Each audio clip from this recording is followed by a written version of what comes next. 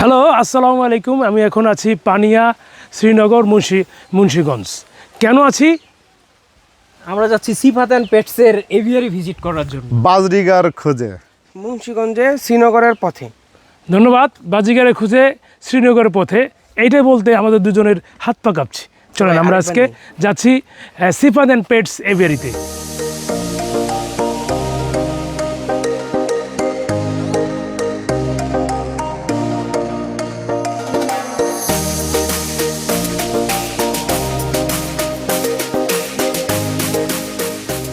সিফাত, কেমন আছো? আসসালামু আলাইকুম ভাই। ওয়ালাইকুম সালাম। আলহামদুলিল্লাহ, সিফাত ভালো আছি। লুক লাইক আমার মতো নাকি, অনেকেই বলে। সিফাতও বলেছে যে ভাই আমি তো জুনিয়র সুলতান বাবু। কালারের মিল আছে, চেহারায় আপনারা বলবেন কেমন জানি না। ভাই সবসময় সুন্দর হাসি দেয়। এখন এদিকে আমাদের বিশেষজ্ঞ, বাজিকে বিশেষজ্ঞ আছেন সুজা, ওদিকে এটিএম চ্যাম্পিয়ন বিরাট। তুমিও কি আমাদের কোনো চ্যাম্পিয়ন, মানে কোনো প্রতিযোগিতায় অংশগ্রহণ করছিলা? আমি ছিলা, তুমি কমিটিতে ছিলা? ছিলাম, পরে আর হয় না। ওর পর আর করছি, বাট ওরকম কোয়ালিটি ফুল পাখি ছিল না। এবার 25 সালে এবার ইনশাআল্লাহ।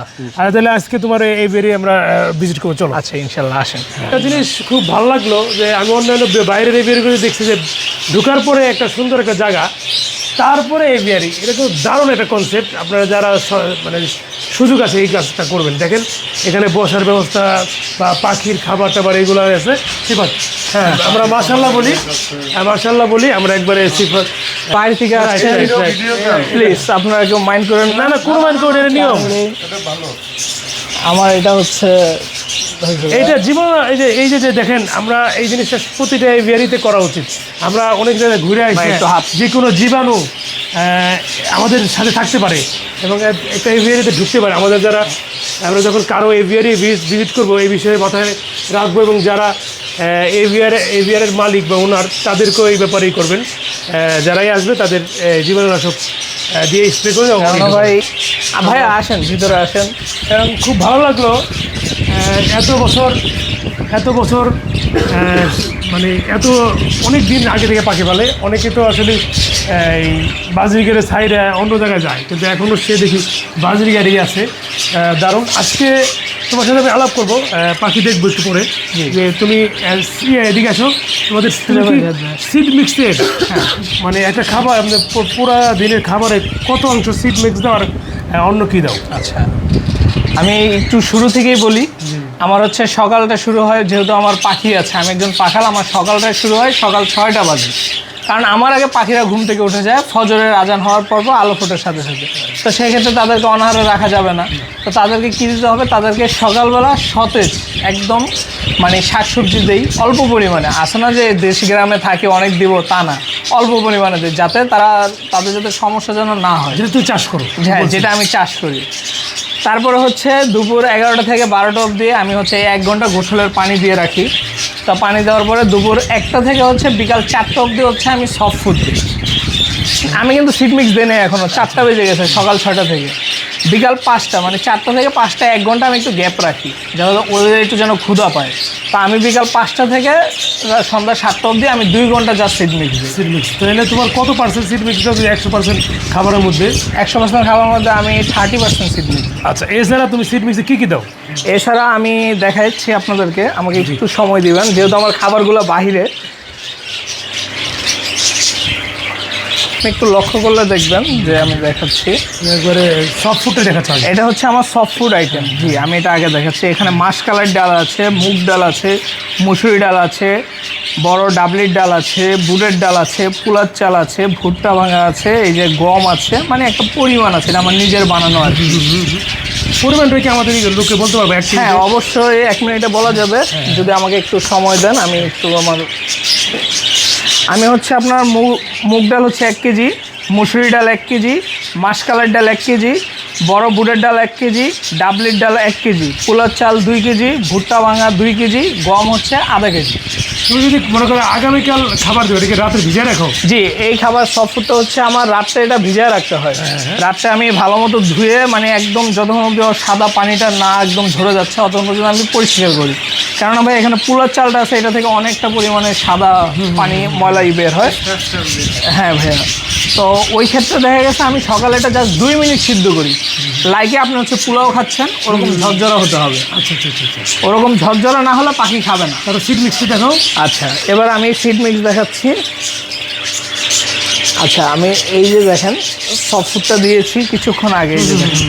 সাথে আমি কিন্তু আমার নিজের চাষ করা পুদিনা পাতা আমি অ্যাটাচ করে দিচ্ছি, যেহেতু গরম পড়েছে। আর পুদিনা পোলাও চালের ইয়ে। একদম এরকম ঝরঝরা হতে হবে, কেননা ও সারা রাত্রে মানে পানি খেয়ে ফুলেই আছে। আপনি 2 মিনিট একটু গরম পানি সিদ্ধ করবেন তাহলে হয়ে যাবে। আচ্ছা, এটা কতক্ষণ রাখো?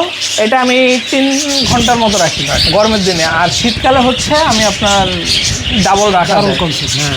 আচ্ছা, এই হচ্ছে আমার সিড মিক্স। কি কি আছে সিড মিক্সে? একটু হাত দিবেন। আমি পাখিকে দিচ্ছি এখান থেকে দেখছি। এখানে আছে হচ্ছে বিশেষ করে মিলেট মিক্স, ক্যানারি, ওটস। এই 3 আইটেম তুমি 20% দাও 20%। হ্যাঁ, মানে তুমি সারাদিন খাবারের মধ্যে 80% এগুলা দাও। এবং এখানে ওদের ইয়ে আছেন, একজন বিশেষজ্ঞ আছেন সুজা, ওর খাবার সম্পর্কে তোমার একটু বলো, একটা কি বলে একটা অভিমত বলেন। ঠিক আছে কিনা? আমরা মনে করি যে পাখিকে শুধুমাত্র সিড মিক্স খাবার দিতে হবে, বা এটা আমাদের একটা সম্পূর্ণ ভুল ধারণা। মূল জিনিসটা হচ্ছে তার নিউট্রিশনাল ভ্যালুটা অ্যাকুরেট আছে কিনা। তো উনি যেভাবে তার খাবারটাকে ব্যালেন্স করে নিয়েছেন, Balanced ডায়েট বলি, তো এটার মধ্যে আসলে এইভাবেই একটা পাখানকে মেনটেন করা উচিত। আর উনি যেহেতু একজন এক্সপিরিয়েন্স ডিলার, তো ওনার জন্য এই জিনিসটা করতে হয়তো আরও সহজ হয়েছে। এটা একটা পাখাল যতদিন পাখি পালবে আস্তে আস্তে আয়ত্ত করে ফেলতে পারবে, নিজের একটা মেনু তৈরি করতে পারবে। একটা মেনু তৈরি করবে। এখানে আমাদের এটিএমও আছে। এটিএম তুমি মোটামুটি তুমিও সিড মিক্স খুবই কম দাও, আর দিলেও ধানের একটা করো। এখানে আরেকজন আমাদের পারভেজ ভাই আছে। আপনার এই যে সিড মিক্স দেখে আপনার কি নতুন, আপনি অনেক দিন আছেন, কিন্তু ওনাদের তুলনায় তো এই জিনিসটা তো নিশ্চয়ই কাজে লাগাবেন আপনি। অবশ্যই। আর আমরা খামার ভিজিট করার উদ্দেশ্যই তো ভুল দেখা এবং শেখা, অভিজ্ঞতা। কিছু অভিজ্ঞতা অর্জন করা। আমরা এত দূর থেকে আসছি, প্রায় 60-70 কিলো পাড়ি দিয়ে এত দূরে আসার উদ্দেশ্যে কিছু শিখে যাওয়া। হ্যাঁ, এবং আমি এর জন্য বলবো দর্শক বা পাখালদের বলবো যে আসলে সিড মিক্সের দাম বাড়ুক না, ওদের বাড়তে থাকুক, আপনি আস্তে আস্তে কমাই ফেলবেন 20% দেয় মাত্র। আশেপাশে যা আছে, যারা গ্রামে বা শহরের আশেপাশে কী করেন, তাদের জন্য তো পাখি বলা খুবই ইজি। একটু যদি মাথায় করেন ইনশাল্লাহ।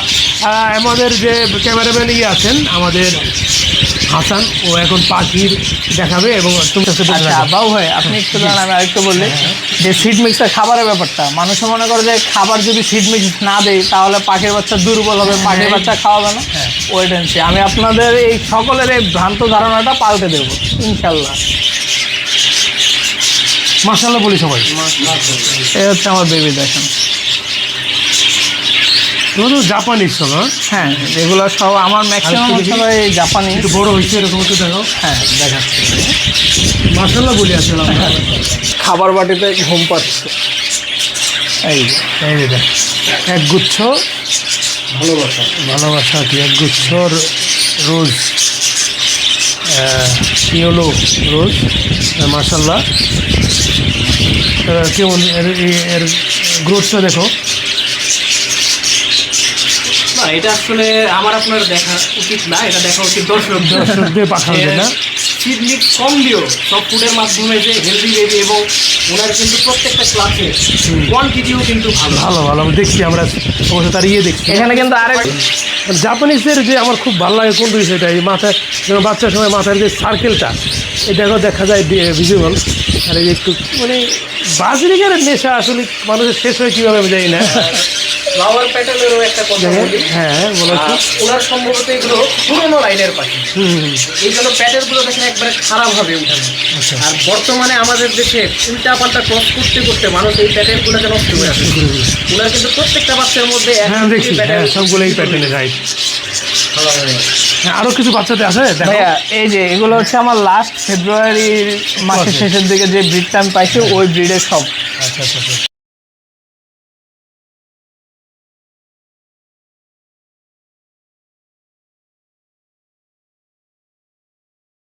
গরম সময় এসে পড়ছে, এখানে কিছু সিস্টেম দেখতেছি যে আসলে তুমি গরম থেকে পাখি বাঁচার জন্য কী কী কাজ করো? গরম থেকে পাখি বাঁচার জন্য প্রথমে হচ্ছে টিনের নিচে আমি কক শীট দিচ্ছি, এটা হচ্ছে তাপটা একটু কম লাগে। আর মাঝে যেহেতু আমি একটা সাদা টিন ইউজ করেছি, বা টিনটা থেকে সরাসরি হিটটা আমার এই ফ্লাইং কেজার পাখির গায়ের উপরে পড়ে, তাই আমি হচ্ছে উপরে একটা চটার বস্তা দিয়ে দিচ্ছি। আর তার উপরে হচ্ছে আরেকটা জিনিস, সেটা হচ্ছে ঝর্ণা লাগানো আছে। মানে যেটা দিয়ে আমি 5 থেকে 10 মিনিট যদি একটু মোটরটা চালাই তাহলে আমার চালটা পুরো ঠান্ডা হয়ে যায়। ভিতরে টেম্পারেচার দেখবেন 33, ওইটা 10 মিনিট চালানোর পর নাইমা আসবো 30-এ, 3 ডিগ্রি চলে যায়। এবং খুব মজার বিষয় দেখেন, এখানে প্লাস্টিকের স্বচ্ছ ইউজ করা হয়েছে, যেটা সানলাইট সরাসরি পাখি খুবই দরকার, মানুষের দরকার, এবং শীতের সময় সব সময় দরকার।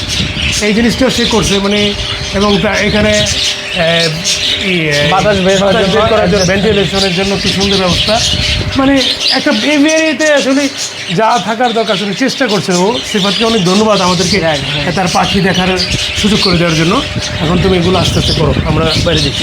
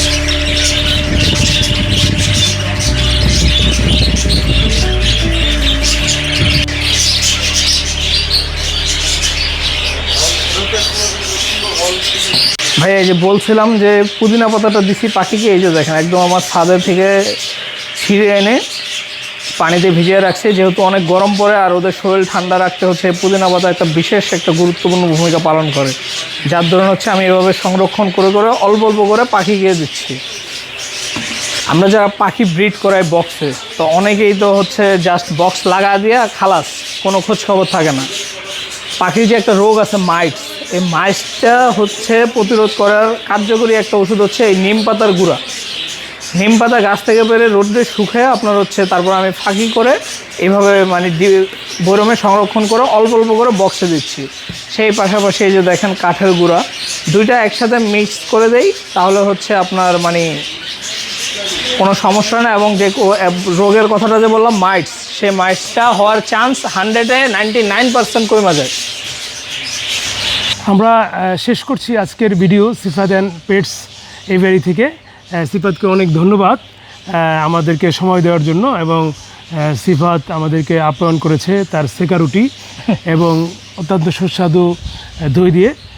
পাখাল সম্পর্ক এটা আত্মার আত্মীয়, এটা অনেক সময় সম্পর্ক থেকে অনেক বড় কিছু। অনেক ধন্যবাদ। আমরা আবার দেখা হবে অন্য কোনো এভিয়ারিতে, অন্য কোনো জায়গায়। আল্লাহ হাফেজ।